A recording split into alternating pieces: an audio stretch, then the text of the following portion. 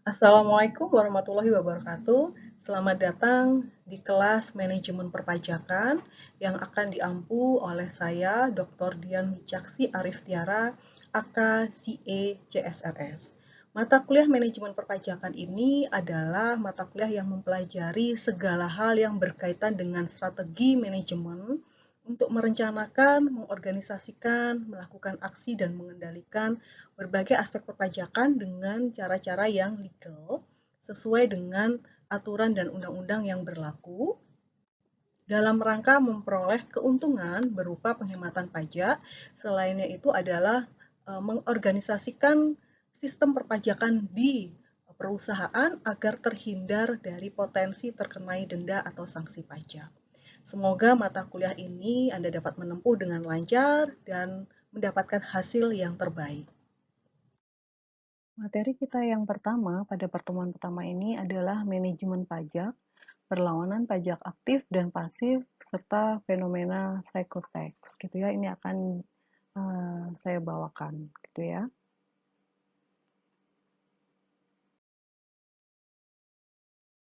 Mengapa perlu pengelolaan pajak, gitu ya? Anda sudah mendapatkan mata kuliah mengenai pajak itu di semester lalu, gitu ya. Anda sudah diajari bagaimana cara menghitung pajak, gitu ya, apa-apa aja peraturan-peraturan pajak. Kemudian selanjutnya pada mata kuliah ini adalah mengenai manajemen pajak, manajemen pengelolaan, gitu ya. Mengapa kok perlu pengelolaan pajak? Yang seperti kita tahu ya, jadi pajak itu merupakan perpindahan sumber daya dari sektor private atau perusahaan ke sektor publik. Nah, ini tentu saja mempengaruhi daya beli atau purchasing power atau kemampuan belanja dari si sektor private gitu ya. Nah, agar tidak terjadi gangguan yang serius terhadap jalannya perusahaan, maka pemenuhan kewajiban perpajakan harus dikelola dengan baik. Jadi, kalau kita tahu kan ya, pajak itu merupakan pemindahan kekayaan ya dari sektor private, dari perusahaan, dari individu gitu kan ya, ke negara, ke publik. Nah, pemindahan kekayaan ini tentu saja berdampak ke sektor private di perusahaannya, daya belinya berkurang, menurun gitu ya. Sehingga perlu kita rencanakan, perlu kita kelola dengan baik agar tidak mengganggu mengganggu operasional perusahaan seperti itu. Nah, ditambah dengan pengelola perusahaan. Pengelola perusahaan kan seperti yang Anda tahu siapa? Manajemen ya, tim manajemen. Jadi perusahaan itu dikelola oleh manajemen. Manajemen itu kan human, manusia, gitu ya. Nah, manusia ini menurut teori dari Eisenhower ya, itu ada sifat dasarnya. Ada sifat dasar manusia itu adalah self interest, mementingkan diri sendiri.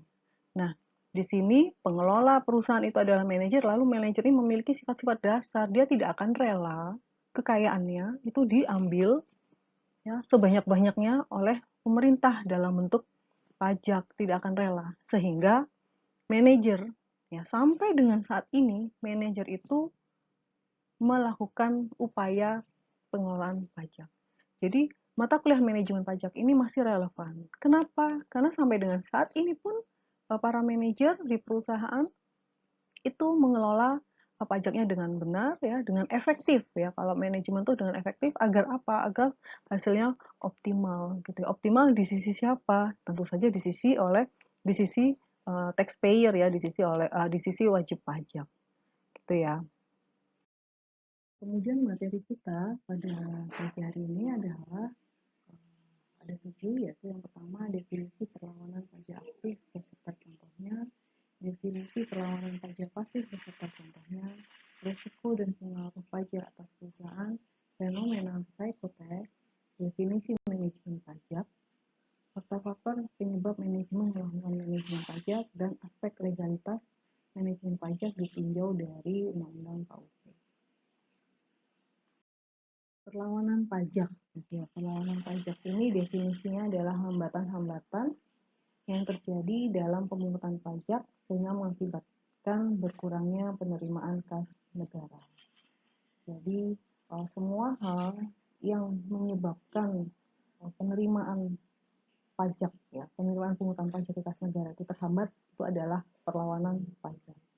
Nah, tentu saja perlawanan pajak ini kalau kita lihat ada di sisi siapa? Apakah di sisi fiskus atau di sisi taxpayer atau WP? Ya, betul ya. Jadi perlawanan pajak ini adalah di sisi taxpayer atau WP. Terdiri dari perlawanan pajak aktif dan perlawanan pajak pasif. Karena tadi di awal kita berbicara mengenai itu ya, self interest tadi ya. Jadi apa sih hubungannya tadi manajemen pajak ini dengan perlawanan pajak aktif dan pasif ya. Jadi saya mau coba memberikan suatu framework gitu ya, bahwa itu tadi ya, bahwa manajemen, kenapa kok perlu pengelolaan, karena pajak ini merupakan perpindahan antara perpindahan kekayaan antara sektor private ke sektor publik. Nah, karena yang mengelola perusahaan atau WP-nya adalah manajer ya, yang manajer itu adalah self interest ya, maka manajer ini sampai pun dengan saat ini melakukan berbagai upaya untuk mengatur ya, menghambat setoran pajaknya ke negara. Nah, itu tadi ya, nyambungnya adalah apa? Karena menghambat itu tadi dinamakan adalah perlawanan pajak. Nah, hambatan setoran pajak gitu ya dari WP ke negara gitu ya. Tadi ada dua kan, perlawanan pajak pasif dan aktif. Nah, perlawanan pajak pasif ini adalah perlawanan yang inisiatifnya bukan dari WP itu sendiri. Ya, tapi terjadi karena keadaan yang ada di sekitar wajib pajak itu. Hambatan-hambatan berasal dari struktur ekonomi, perkembangan moral dan intelektual penduduk, dan teknik pemungutan itu sendiri. Ya, jadi kalau perlawanan pajak pasif, WP-nya nggak melakukan apa-apa. Ya, dia menghambat hambatan setoran pajak dari WP ke pemerintah itu bukan dari akibat dari aktivitas si WP, tapi dari kondisi sekitarnya, misalnya struktur ekonomi. Nah, masa pandemi seperti ini, setoran pajak ke pemerintah terhambat. Itu bukan karena dari WP-nya ya, tapi karena ekonomi lagi down, gitu ya, usaha lagi turun, sehingga tidak ada setoran ke negara. Yang kedua, karena perkembangan intelektual moral penduduk. Pengembangan intelektual dapat dikatakan di Indonesia ini, di Jawa gitu ya, beda ya, Jawa, di daerah-daerah Jawa itu mungkin pengetahuan mengenai pajak sangat baik sekali penduduknya, tapi dibandingkan dengan beberapa daerah yang tidak tersentuh teknologi informasi misalnya ya, itu pengetahuan tentang pajaknya sedikit, sehingga dia nggak tahu, dia hanya bekerja saja, dia hanya usaha saja, tidak tahu bahwa itu harus dibayarkan pajaknya, seperti itu. Itu contoh dari perkembangan intelektual dan moral penduduk. Cara hidup masyarakat di suatu negara itu juga mempengaruhi setoran pajak ke negara. Gitu ya. Teknik pemungutan pajak itu sendiri. Nah, ini ya, teknik pemungutan pajak itu sendiri. Contohnya apa sih? Misalnya adalah yang saat ini contoh aja ya, contoh ada pajak kendaraan. Nah, pajak kendaraan ini kan kalau kita lihat ya, banyak juga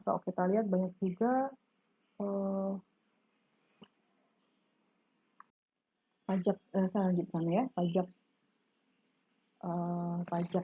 kendaraan bermotor banyak juga ya, WP itu tidak tidak membayar pajak kendaraan bermotornya karena kelemahan dari teknik pemungutannya gitu ya. Teknik pemungutannya kan WP hanya WP langsung membayarnya ke ke Samsat misalnya. Nah, ini ada suatu kesulitan mungkin ya yang dialami oleh si WP. Karena apa? Beberapa waktu yang lalu teknik pemungutan itu kan nggak seperti sekarang yang bisa langsung transfer di online atau di bank gitu ya. Dulu membayar pajak kendaraan bermotor harus datang ke Samsat. Prosedurnya yang antri dan sangat melelahkan gitu ya bagi beberapa wajib pajak. Nah, itu salah satu contoh bahwa teknik pemungutan pajak itu juga dapat menimbulkan perlawanan pajak pasif. Ya. Kemudian selanjutnya adalah perlawanan pajak aktif. Perlawanan pajak aktif ya adalah perlawanan yang inisiatifnya berasal dari wajib pajak itu sendiri.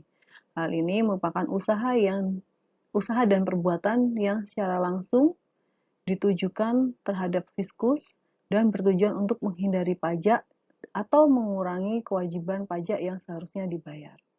Ya, ada 3 cara perlawanan pajak aktif, yaitu penghindaran pajak atau tax avoidance, diingat-ingat ya, tax avoidance, pengelakan pajak, tax evasion, dan melalaikan pajak.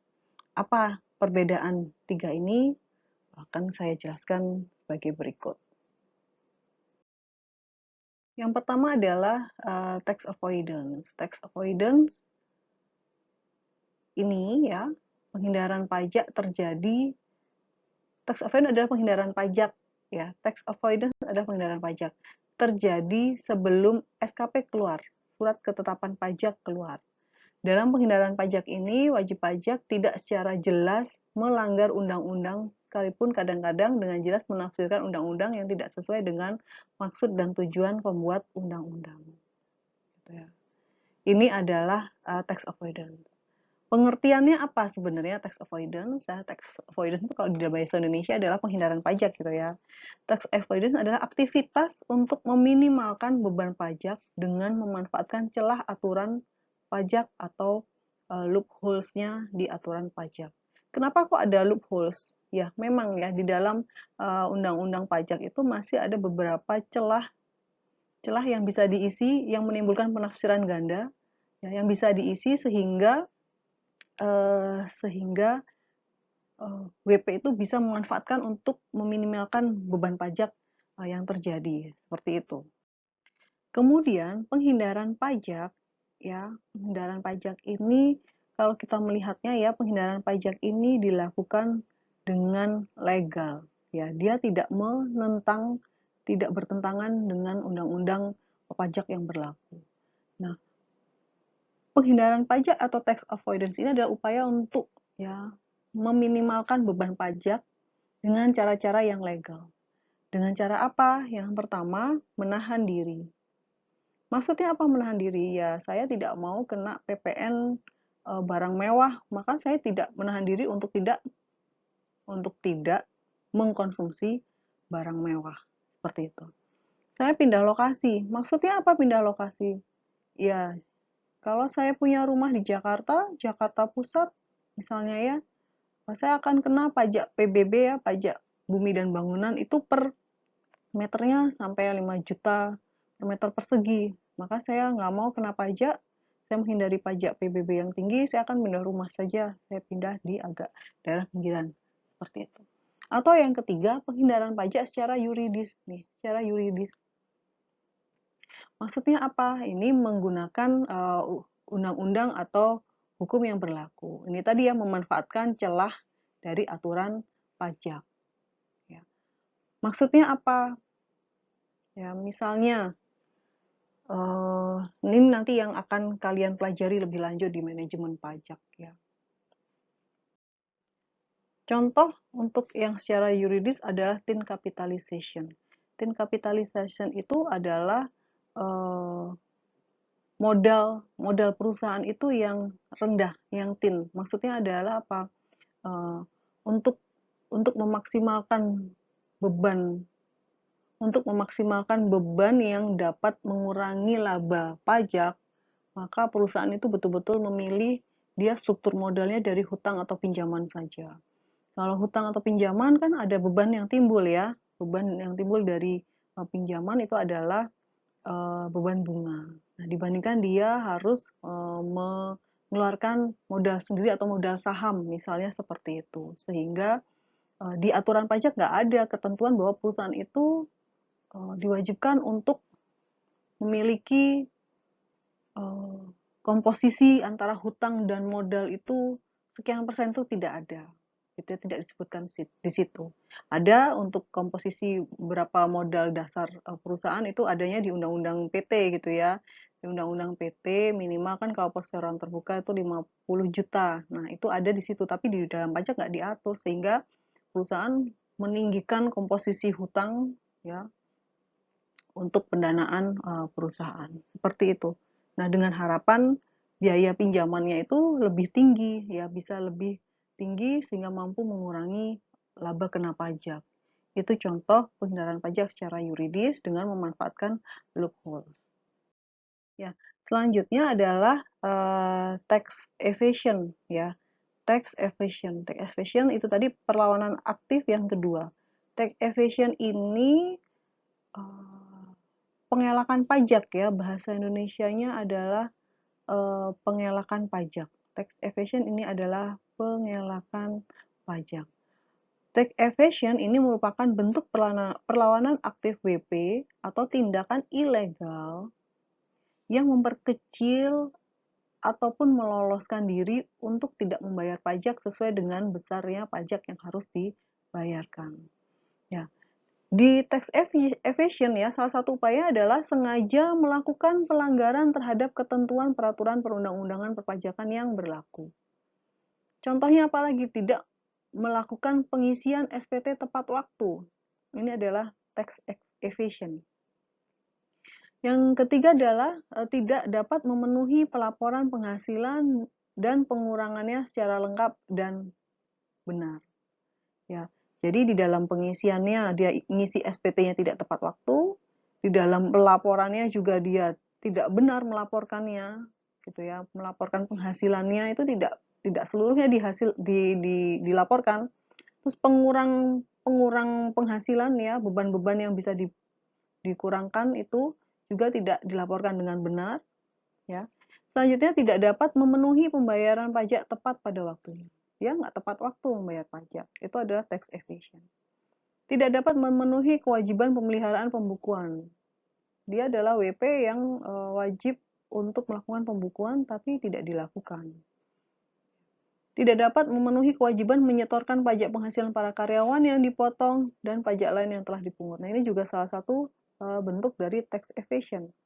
Dia membayar gaji karyawan setiap bulan, gaji karyawan itu dipotong PPh, tapi PPh-nya itu tidak disetorkan ke negara. Nah, itu juga suatu ilegal ya, pelanggaran tax evasion. Tidak dapat memenuhi kewajiban membayar taksiran utang pajak. Tidak dapat memenuhi permintaan fiskus akan informasi pihak ketiga. Tidak dilakukan ini seperti ini. Pembayaran dengan cek kosong bagi negara yang dapat melakukan pembayaran pajaknya dengan cek nih. Dia bayarnya menggunakan cek untuk ke kas negara. Ya, tapi ternyata ceknya kosong. Itu salah satu bentuk dari tax evasion. Melakukan penyuapan terhadap aparat pajak atau tindakan intimidasi lain. Ya, jadi tax evasion itu sama ya, dia tidak rela bayar pajak, tapi dia melakukannya upaya-upaya dengan cara yang ilegal atau bertentangan dengan undang-undang. Bertentangan dengan undang-undang. Nah, jadi sampai dengan di sini Anda bisa membedakan ya perlawanan pajak aktif, tax avoidance, dan tax evasion. Yang legal yang mana? Betul, tax avoidance. Yang ilegal adalah tax evasion. Kedua-duanya adalah tujuannya sama, tidak melakukan bagaimana caranya untuk menyetorkan pajak itu dengan jumlah yang sangat kecil. Tapi caranya berbeda, yang satu legal, yang satu ilegal. Gitu ya. Selanjutnya adalah melalaikan pajak ya. Selanjutnya adalah melalaikan pajak. Ini adalah aktivitas perlawanan pajak aktif yang ketiga. Definisinya apa melalaikan pajak? Melalaikan pajak adalah menolak membayar pajak yang telah ditetapkan dan menolak memenuhi formalitas-formalitas yang harus dipenuhi oleh wajib pajak dengan cara menghalangi penyitaan pajak. Ya, perbedaannya tadi dengan tax avoidance dan tax evasion. Nah, melalaikan pajak ini terjadi setelah SKP keluar. SKP itu apa? Surat ketetapan pajak. Ya, surat ketetapan pajak dari Fiskus. Jadi prosedur ini kan dilalui setelah WP menyetorkan surat pemberitahuan pajak SPT, kemudian oleh Fiskus ditetapkan SKP. Ya. Jika wajib pajak telah menerima SKP, maka dia harus membayar pajak sesuai dengan SKP tersebut. Misalnya pada saat menyetorkan SPT, WP melaporkannya nihil, ya, nihil. Namun saat SKP keluar, SKP bilangnya adalah kurang bayar, sehingga WP harus membayar kekurangannya sesuai dengan SKP tersebut, gitu ya. Tapi WP tidak melakukan, melalaikan. Nah, ini yang disebut dengan melalaikan pajak, mengabaikan. Ya, dia tidak peduli. Ya. Bisa juga melalaikan pajak ini ada 3 hal ya, dia tidak peduli. Ada 3 hal yang menyebabkan WP melalaikan pajak. Dia tidak peduli, ya, tidak peduli. Yang kedua, itu memang salah ya. Salah, kesalahan dia, ya, kesalahan si WP. Ya. Dia menganggap dia salah menginterpretasikan dari peraturan WP seperti itu. Yang ketiga, dia lupa atau alpa. Dia lupa, ya, dia lupa.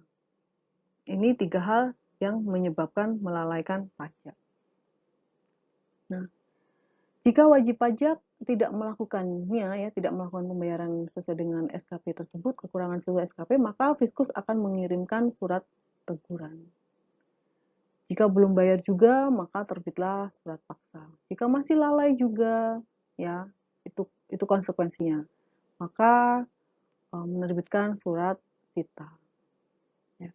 Wajib pajak akan melakukan usaha untuk menghalangi penyitaan dengan cara mengalihkan atau menandatangani semua harta wajib pajak ke tangan orang lain atau keluarganya secara pura-pura. Untuk memunculkan harta yang tersembunyi ini, maka wajib pajak disandera karena melalaikan pajak bukanlah perbuatan pidana. Ya, ingat ya, melalaikan pajak ini bukan perbuatan pidana. Nah, maka berlakulah hukum pajak ya untuk menghindari WP ini melalaikan lari dari tanggung jawabnya, maka wajib pajak ini disandera. Sandera diberlakukan untuk orang yang berutang, utang pajak tersebut, ya, baik utang publik maupun utang perdata.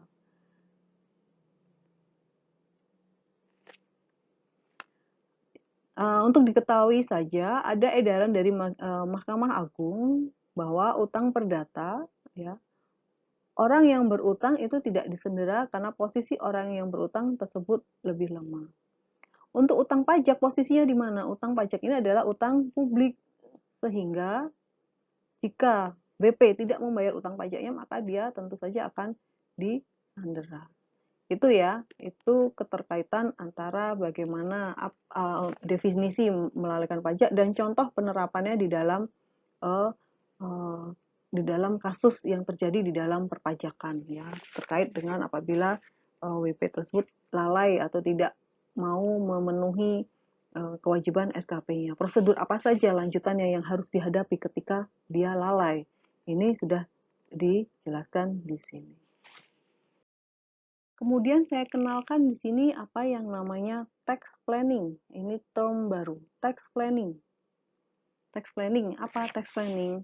Tax planning adalah perencanaan pajak. Ya. Tax planning adalah usaha yang mencakup perencanaan pajak agar pajak yang dibayarkan oleh perusahaan benar-benar efisien. Tax planning ini meliputi tax avoidance dan tax evasion. Ya. Jadi hati-hati, tax planning ini adalah merupakan bagian dari tax planning adalah tax avoidance dan tax evasion. Jadi ada di dalam jurnal Hanlon, ya. Tax planning ini kalau kita gambarkan adalah satu garis. Ini adalah tax planning. Usaha WP untuk merencanakan pajaknya agar efisien itu ada di satu garis ini. Ya. Di sisi ini adalah tax avoidance, yaitu legal. Di sisi ini adalah tax evasion atau ilegal. Maka, ya, upaya-upaya yang dilakukan oleh manajer jika dia mendekati ujung sebelah kanan, maka ini adalah semua aktivitasnya legal. Semakin dia agresif melakukan perencanaan pajak, semakin dia agresif itu adalah semakin menuju ke tax evasion. itu hati-hati bahwa kalau dia semakin agresif melakukan tax evasion, maka dia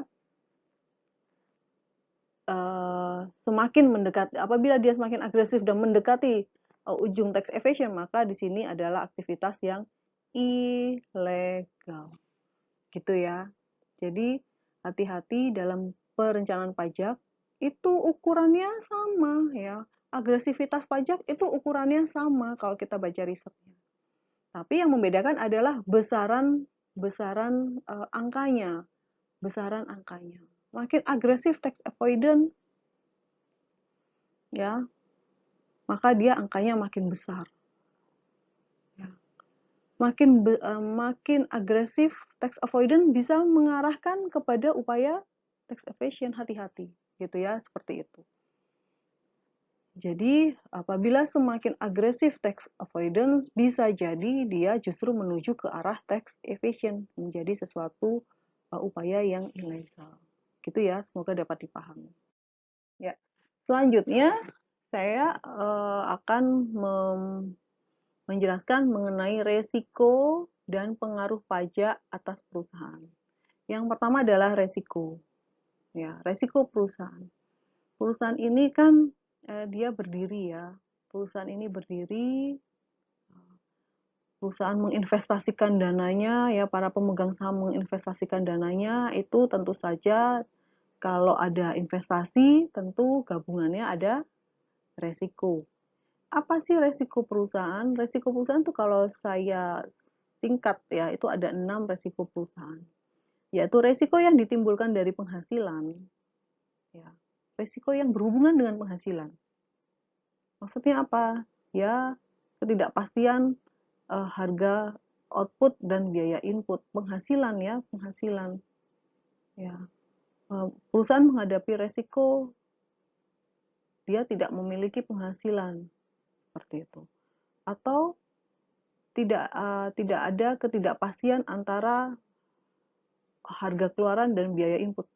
Ini misalnya masa pandemik seperti ini, di mana supply ya, rantai supply itu terhambat, arus barang dari luar impor itu terhambat karena di negara asalnya sedang PSBB misalnya. Sehingga dampaknya di Indonesia apa? Misalnya ada perusahaan di Indonesia yang tergantung bahan bakunya dari produksi India. India beberapa waktu yang lalu sedang PSBB sehingga dia tidak beroperasi, sehingga dia tidak bisa mengekspor barangnya ke Indonesia.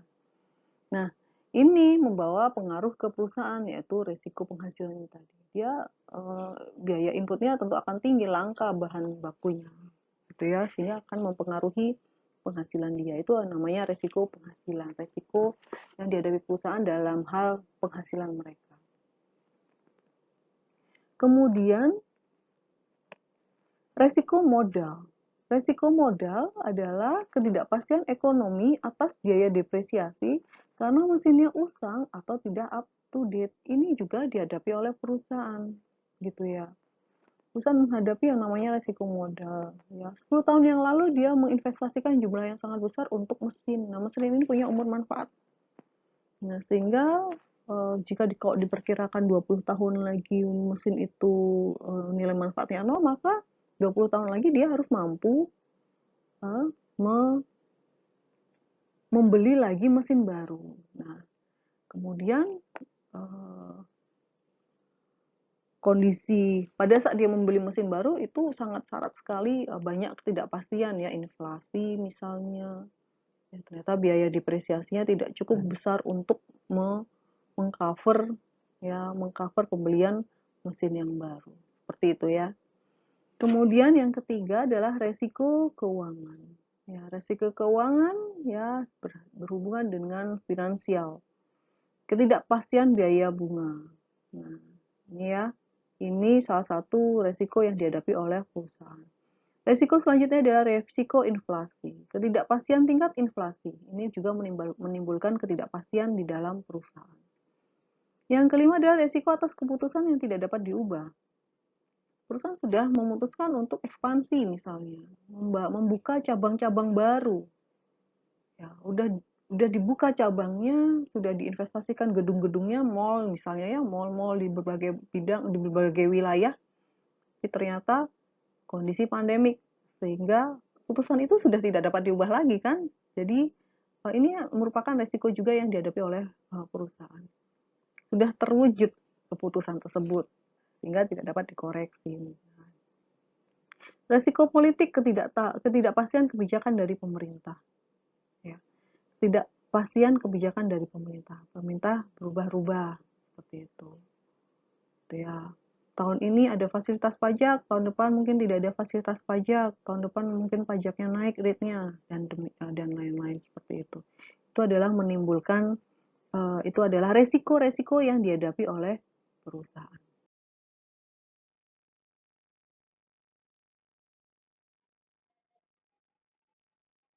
Resiko dan pengaruh pajak atas perusahaan. Kalau kita lihat ya, kita tadi sudah bicara mengenai bahwa perusahaan itu dikelola oleh manajemen ya. Manajemen itu adalah wakil dari wajib pajak gitu ya. Tadi kita juga sudah membicarakan mengenai apa saja sih resiko yang dihadapi oleh perusahaan ya. Resiko yang ditimbulkan akibat adanya investasi. Kemudian di sini, di slide ini, adanya perbedaan kepentingan antara pemerintah dan wajib pajak. Ya. Maksudnya apa? Ya, karena perusahaan itu menghadapi resiko investasi, ya yang tadi, maka manajer itu akan melakukan serangkaian upaya untuk menyelamatkan perusahaannya. Itu sudah pasti gitu ya, dia akan melakukan suatu upaya untuk menyelamatkan perusahaan. Nah, termasuk ya, termasuk di dalamnya, di dalam penyelamatan itu adalah termasuk yang ada kaitannya dengan pajak. Ya kan? Jadi resiko yang tadi dihadapi oleh perusahaan, maka manajer akan melakukan serangkaian upaya untuk menyelamatkan perusahaannya. Nah, termasuk upaya-upaya tersebut adalah di dalamnya adalah terkait dengan pajak. Nah, di sini menurut teori agensi, ya, teori agensi. Teori agensi ini bisa juga sebagai teori yang kita gunakan untuk menjadi dasar penjelas ya, dasar argumentasi mengapa perusahaan itu melakukan manajemen pajak. Nah, di teori agensi ini kita melihat adanya dua hubungan ya, dua hubungan. Yang pertama adalah hubungan antara WP dengan pemerintah. Di dalam hubungan keagenan terkait dengan pajak ada dua hubungan, yaitu hubungan antara WP dan pemerintah. WP ini adalah sebagai prinsipal pemilik aset. WP ini kan dia pembayar pajak sehingga dia yang menguasai asetnya. Pemerintah di sini adalah sebagai agen. Ya, agen itu adalah dia adalah pihak yang mengelola asetnya si WP, pihak yang mengelola pajak yang tadi sudah disetorkan oleh si WP. Nah, ini ada perbedaan kepentingan antara WP ya sebagai prinsipal dan pemerintah sebagai agen. Di sisi WP berusaha untuk membayar pajak sekecil mungkin, gitu ya. Karena pajak mengurangi kemampuan ekonomis perusahaan. Terlebih ketika perusahaan ini dia menghadapi semua berbagai resiko gitu ya. Sehingga bagaimana caranya agar pajak ini tidak mengurangi kemampuan ekonomis yang sangat tinggi seperti itu. Di sisi pemerintah sebagai agen, pemerintah memerlukan dana untuk membiayai penyelenggaraan pemerintah. Nah, sebagian besar sumber penerimaan negara adalah berasal dari pajak. Nah, di sisi pemerintah sebaliknya. Bagaimana caranya agar WP ini semua patuh sepatuh-patuhnya, sehingga target-target penerimaan pajak di APBN itu terpenuhi semua. Nah, adanya perbedaan kepentingan ini mengakibatkan WP ya cenderung untuk mengurangi jumlah beban pajak baik secara legal maupun ilegal. Nah, ini ya teori agensi, ya, teori agensi sebagai penjelas dilakukanlah yang namanya tax avoidance atau tax evasion, gitu ya. Atau bisa juga kita bisa jelaskan bahwa teori agensi ini mendasari dilakukannya tax management. Itu ya, semoga bisa dipahami. Oke, bagi perusahaan, ya, bagi perusahaan pajak yang dikenakan terhadap penghasilan yang diterima atau diperoleh dapat dianggap sebagai biaya atau beban dalam menjalankan usaha. Ini kita bisa lihat dari Smith and Coulson 87. Asumsi pajak sebagai biaya di sini karena dia sebagai biaya maka akan mempengaruhi laba atau profit margin. Sedangkan asumsi pajak sebagai distribusi laba ini akan mempengaruhi rate of return. Apa itu rate of return? Ya, rate of return adalah tingkat return saham. Pajak di sini diasumsikan sebagai laba yang didistribusikan ke pemerintah dapat mengurangi laba untuk pemegang saham sehingga dapat mempengaruhi return bagi pemegang saham. Seperti itu. Ya, jadi di sini maksudnya adalah pajak bagi perusahaan itu bisa diasumsikan sebagai biaya. Ya. Kalau dia sebagai biaya berarti akan mempengaruhi laba. Yang mempengaruhi laba maksudnya apa? Laba yang akan dibagikan ke pemegang saham juga akan pasti berkurang. Nah, yang kedua, pajak ini juga sebagai distribusi laba. Maksudnya apa? Ya. Pajak ini merupakan distribusi laba dari perusahaan juga didistribusikan tidak hanya ke pemegang saham juga tapi didistribusikan juga kepada pemerintah. Nah, sehingga dengan mendistribusikan juga ke pemerintah dalam bentuk pajak, maka juga akan mempengaruhi return saham yang diterima oleh si pemegang saham, gitu ya. Nah, apapun asumsinya secara ekonomis, ya, pajak ini merupakan unsur pengurang laba yang tersedia untuk dibagi atau diinvestasikan kembali. Jadi kita pakai asumsi apapun, asumsi biaya atau asumsi distribusi laba, esensinya adalah secara ekonomis pajak itu adalah pengurang laba, ya, pengurang laba sehingga berkurang juga porsi laba itu untuk dibagi atau diinvestasikan kembali ke perusahaan. Dalam praktek bisnis, umumnya pengusaha menganggap pajak sebagai beban. Ini ya. Sehingga akan berusaha untuk meminimalkan beban agar labanya optimal. Untuk meningkatkan efisiensi dan daya saing, manajer pajak wajib menekan biaya seoptimal mungkin. Jadi, untuk efisiensi dan daya saing, maka biaya itu harus optimal, ya, termasuk juga pajak, ya. Dengan pajak itu optimal, maka ya perusahaan akan meningkatkan efisiensi dan daya saingnya. Ya. Biaya pajak akan menurunkan laba setelah pajak. Tingkat pengembalian rate return dan arus cash flow itu tadi ya, bahwa jika biaya pajaknya efisien atau minimal, maka rate of return cash flow-nya juga akan optimal.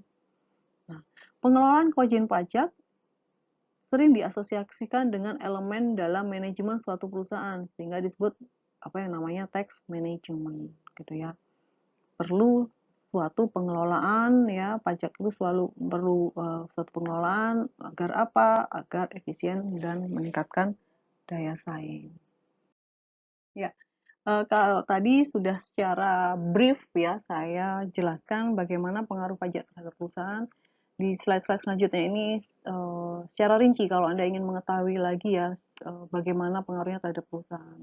Ya, rincinya saja, tapi tadi secara brief saya sudah jelaskan di slide saya sebelumnya. Gitu ya, ini tadi pengertian pajak, kemudian besaran pajak dapat dipengaruhi oleh faktor internal dan eksternal.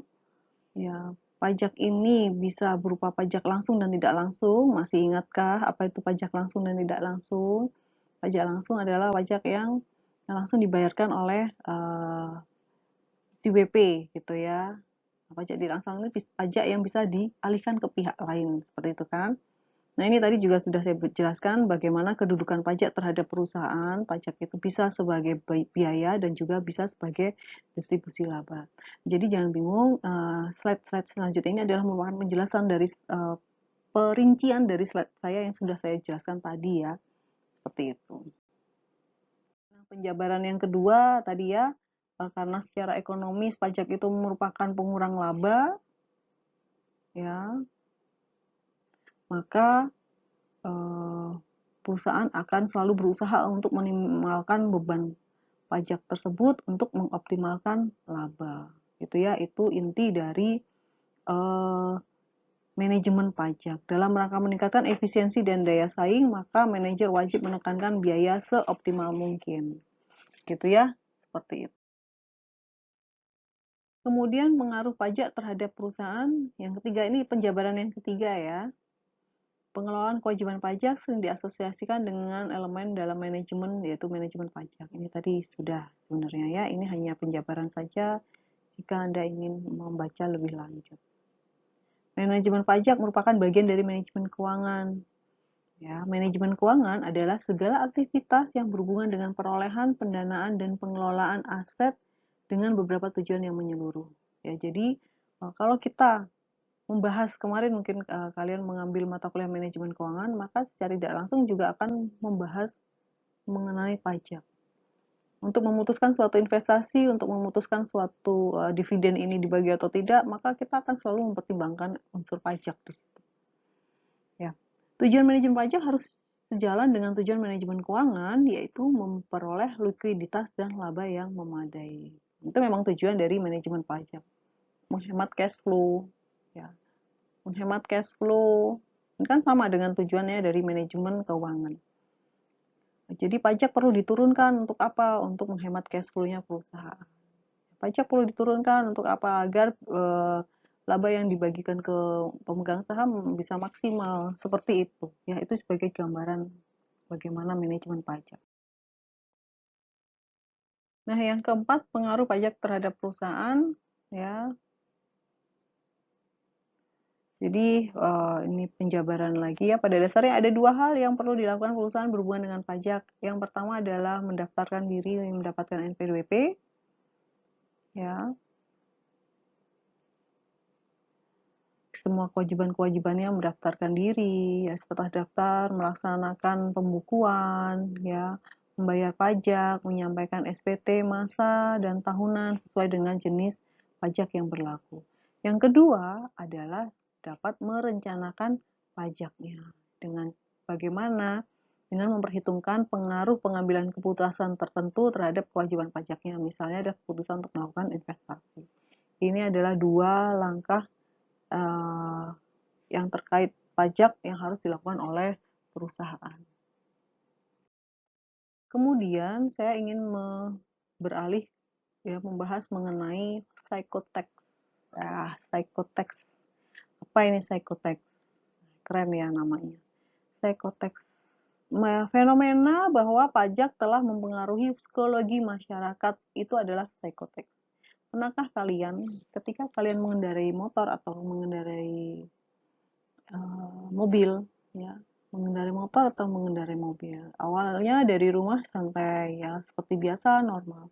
Ketika di jalan, Anda sadar bahwa Anda itu tidak membawa SIM atau dompetnya ketinggalan sehingga SIM, STNK itu semua ketinggalan tidak terbawa. Apa yang Anda rasakan? Ya, Anda akan mempengaruhi psikologi Anda kan. Anda akan merasakan was-was. Ya, waduh, ini kalau ada cegatan, kalau ada pemeriksaan razia, gimana nih? Ya, itu kita akan was-was. Sehingga ketika ada polisi, ya mungkin di tengah jalan polisi sedang nyebrang atau melambaikan tangannya, itu kalian sudah ketakutan duluan. Kalian, waduh ini udah deh ini, kena deh, ya gitu kan. Padahal dia yang dipanggil polisi itu adalah bukan Anda, tapi motor yang di sebelah Anda atau mobil yang di sebelah Anda, seperti itu. Nah, itulah yang namanya psycho ya, psycho. Jadi ketakutan, kewaswasan. Nah, itu analogi itu ada di dalam dapat kita tarik di dalam menjelaskan psikotext. Jadi pajak itu yang tidak membayar pajak itu sudah mempengaruhi psikologi dari masyarakat. Ya. Membayar pajak tidak gampang dan sederhana, serta berpengaruh terhadap efek psikologi masyarakat. Beberapa WP merasa dikejar-kejar pajak, terutama jika WP merasa tidak benar atau tidak tuntas dalam pemenuhan kewajiban pajaknya. Itu, gitu ya, seperti itu. Misalnya kalian sudah usaha nih, kalian sudah usaha, punya usaha, tapi tidak juga punya PWP. Ya, pasti akan was-was, gitu ya. Atau uh, kalian ada di dalam suatu perusahaan, perusahaan itu tahu bahwa dia kurang membayar pajaknya, sehingga itu was-was gitu ya. Wah, jangan-jangan kena denda nih. Sebelum SKP turun itu sudah was-was. Kita melaporkan SPT-nya nihil, tapi kita tahu bahwa itu sebenarnya tidak nihil. Kita was-was. Ketika sudah timbul SKP nihil, kita sudah lega. Seperti itu ya, psikotek. Semoga bisa dipahami. Oke ya, selanjutnya adalah manajemen perpajakan. Jadi tadi adalah bridging-nya mengenai perlawanan aktif dan pasif, bagaimana kedudukan perusahaan dan pemerintah dalam hal pajak, gitu ya, sampai dengan suatu kondisi di mana perusahaan itu melakukan manajemen pajak.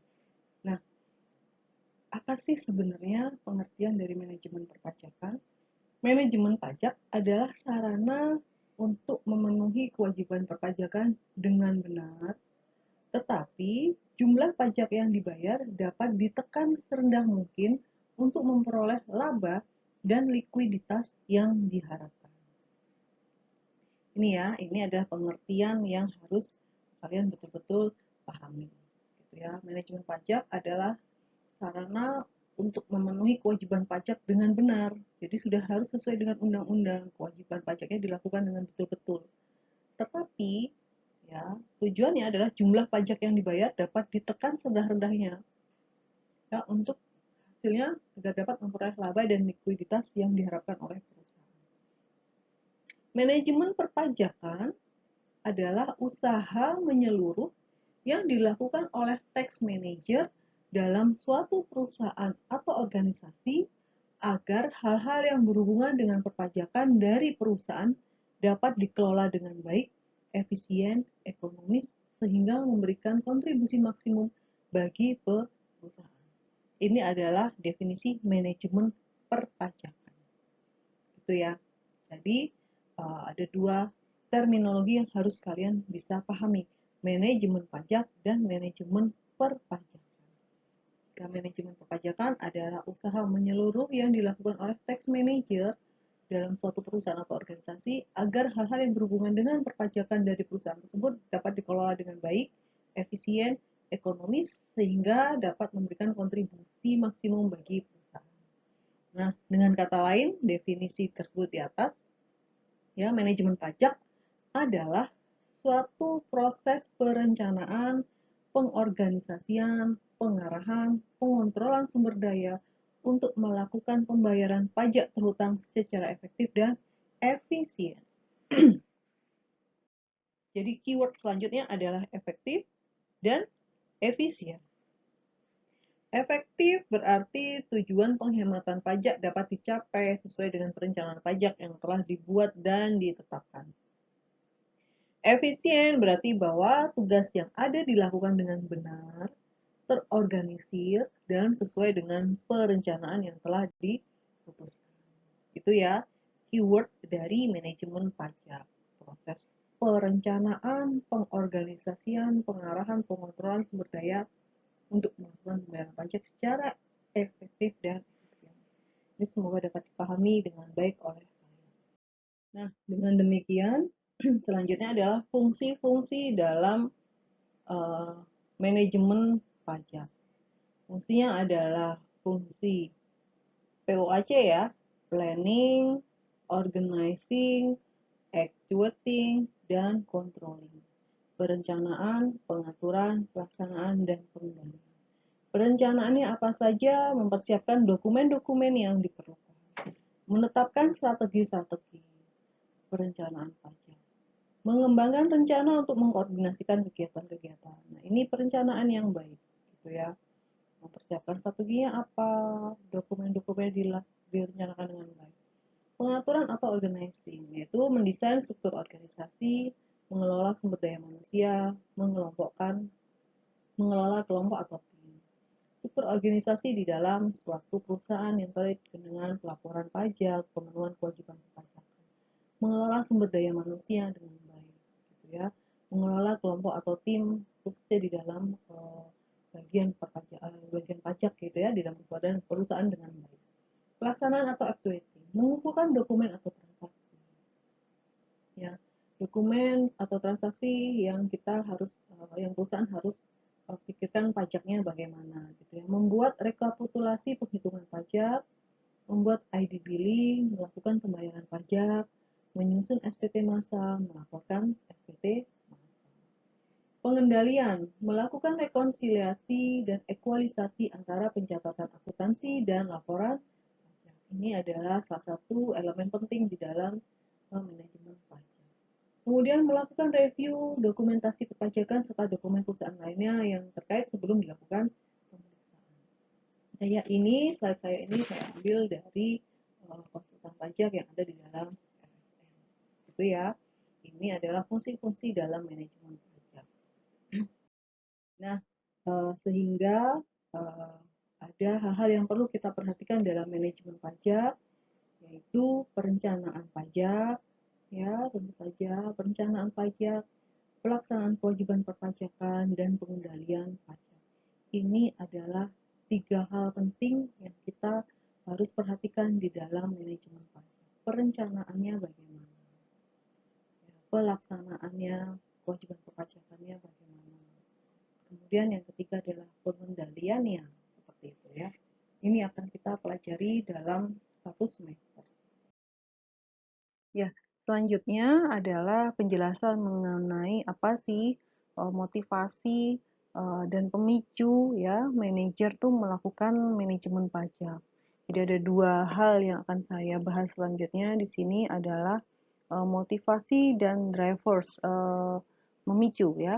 Motivasi melakukan manajemen pajak oleh manajer adalah yang pertama tingginya tarif pajak ya. Tentu saja ya, apabila suatu negara tersebut tarif pajaknya tinggi seperti di Indonesia, maka tentu saja manajer tidak akan rela gitu ya bahwa laba perusahaannya akan dipotong pajak dengan jumlah yang sangat tinggi, sehingga dia akan senantiasa melakukan langkah-langkah untuk bagaimana membayar pajak dengan seminimal mungkin. Nah, jika misal pada suatu negara tersebut tarif pajaknya rendah, ya tidak signifikan bayar pajak gitu ya, maka tidak akan susah-susah ya, tidak akan manajer tidak akan bersusah payah untuk melakukan apa yang namanya manajemen pajak. Seperti yang kita tahu, manajemen pajak itu kan perlu staff yang handal, perlu sistem yang bagus gitu ya, seperti itu. Jadi jangan sampai cost dalam melakukan manajemen pajak dengan benefit yang diterima itu terlalu tinggi cost-nya gitu ya.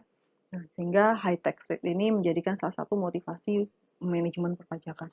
Yang kedua adalah imprecise of tax provision and gray area. Nah, di dalam aturan pajak yang ada, aturan undang-undang suatu negara, jika memang di dalamnya itu masih banyak peluang, ya tidak gamblang ya, kekurang gamblangan aturan pajak atau banyaknya gray area itu akan menimbulkan manajer itu ada kesempatan untuk melakukan manajemen pajak. Ya, ada kesempatan untuk menginterpretasikannya dengan berbeda gitu ya. Apabila suatu negara tersebut aturan perpajakannya rinci, rigid, kan tidak ada peluang tidak ada peluang untuk melakukan manajemen pajak. Pun demikian ketika kita misalnya dia di suatu perkuliahan, apabila tata tertibnya rigid, rinci sampai dengan tata cara duduk, tata cara berpakaian yang rigid gitu ya, pasti mahasiswa akan mematuhinya dengan baik. Tapi ketika suatu peraturan itu hanya dinyatakan memasuki kelas dengan tertib begitu saja, berpakaian dengan rapih begitu saja, pasti tidak akan menimbulkan multi interpretasi. Misalnya ya, mahasiswa diwajibkan berpakaian dengan rapih. Nah, rapih itu kan macam-macam ya.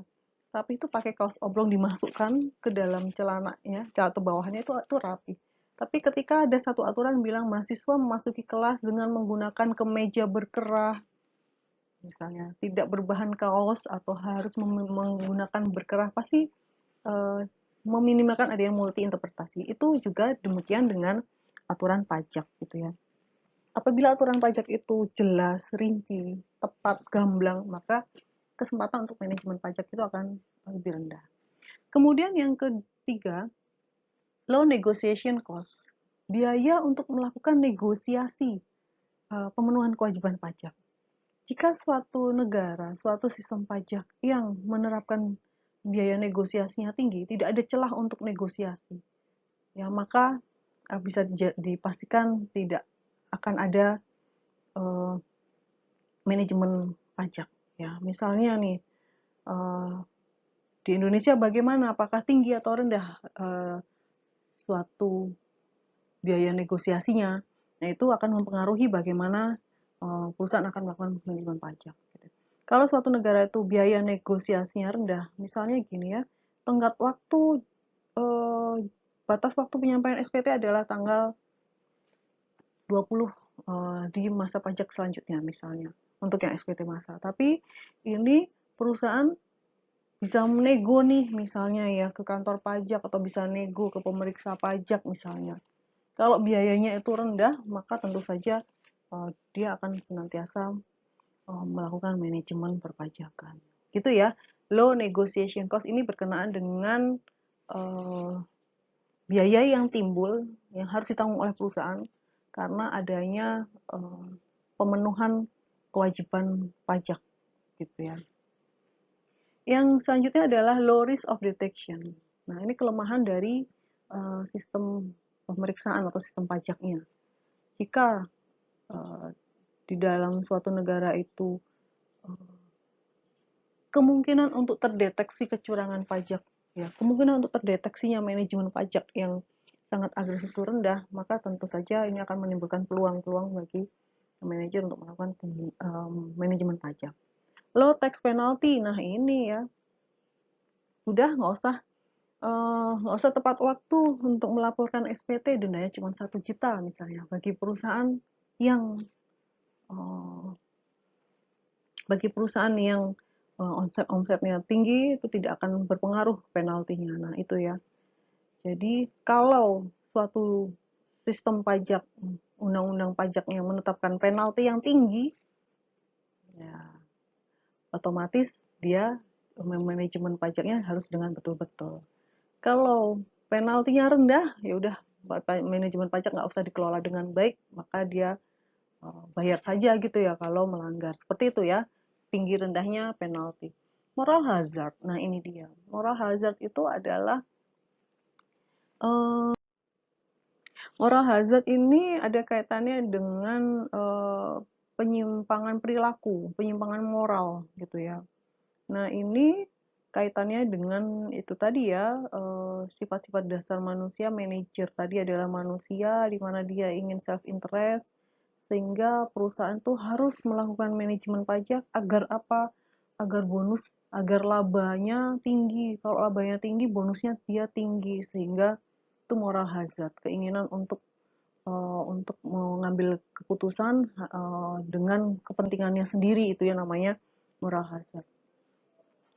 Kemudian selanjutnya adalah unfair dan unequal tax situation, ketidakadilan dan ketidakseimbangan suatu perpajakan ya, itu juga menimbulkan manajemen pajak gitu ya. Fasilitas pajaknya tidak merata misalnya. Hanya hanya WP tertentu yang mendapatkan fasilitas misalnya, itu juga menyebabkan perusahaan akan melakukan manajemen pajak. Distorsi dalam tax system, adanya gangguan-gangguan adanya di dalam tax system ini juga sebagai salah satu motivasi mengapa manajer melakukan manajemen pajak. Drivers atau pemicu, manajer melakukan manajemen pajak tentu saja utamanya adalah tanggung jawab si manajer itu terhadap stakeholder, tidak hanya pemegang saham tapi semua stakeholder, ya ke karyawannya bagaimana gitu ya, ya ke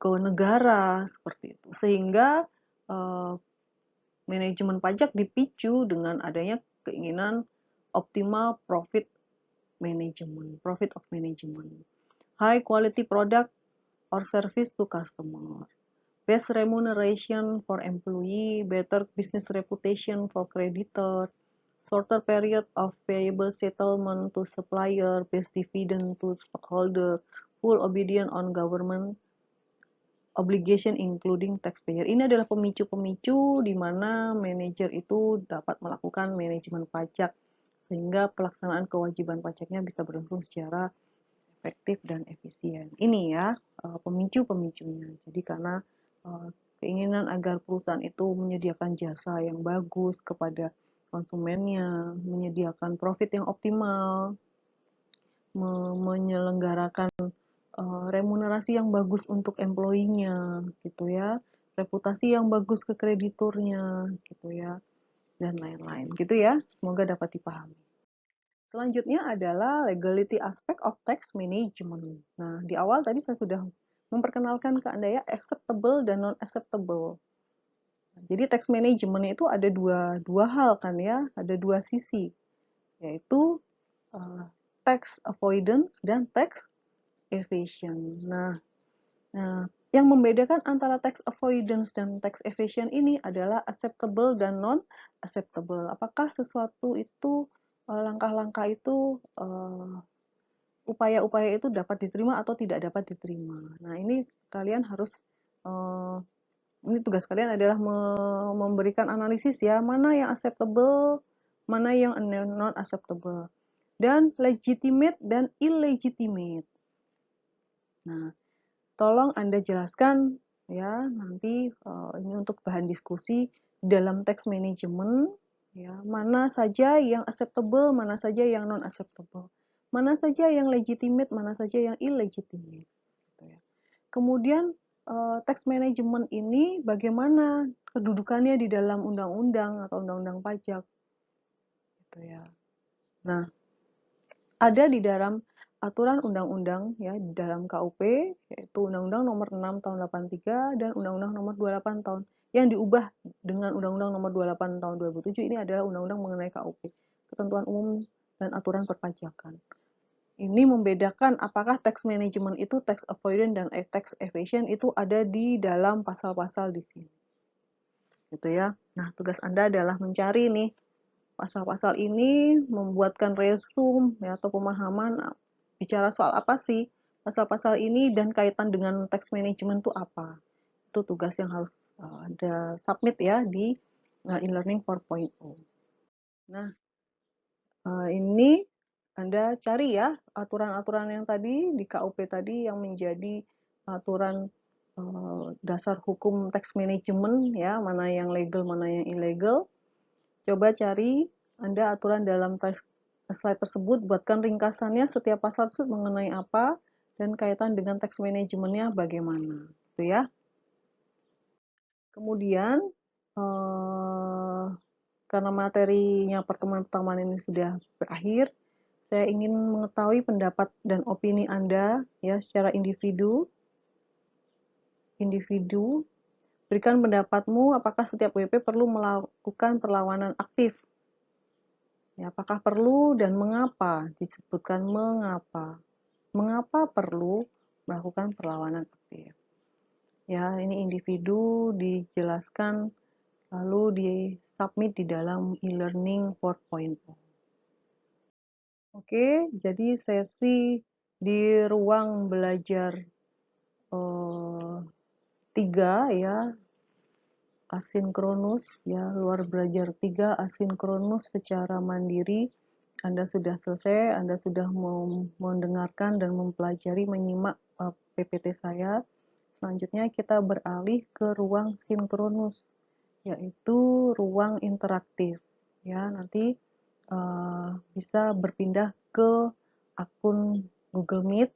Link akunnya ada di link e-learning 4.0. Itu sebagai sarana kita untuk berdiskusi, question and answer. Gitu ya. Selamat sampai bertemu di ruang sinkronus untuk tatap maya.